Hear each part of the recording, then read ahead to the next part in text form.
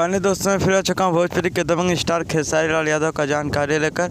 मैं श्रवण कुमार, जो मेरे चैनल को सब्सक्राइब नहीं किए सब्सक्राइब करें। भोजपुरी का हर एक खबर सबसे पहले मेरे चैनल से आता है।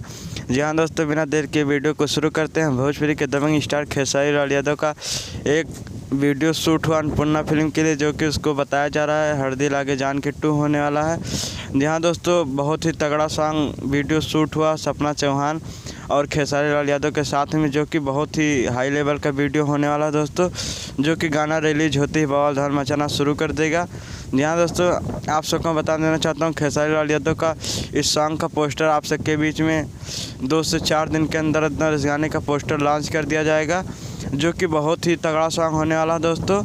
यहाँ तो आप सबको मैं बता देना चाहता हूँ खेसारी लाल यादव का आराध्या फिल्म से एक सॉन्ग आने वाला है, जो कि उस गाने का भी पोस्टर बहुत जल्द रिलीज होगा। तब तक दोस्तों चलते हैं, फिर मिलेंगे आप सबको नई वीडियो के साथ। तब तक दोस्तों चैनल को सब्सक्राइब करें, लाइक करें, कमेंट करें, शेयर करें। धन्यवाद दोस्त।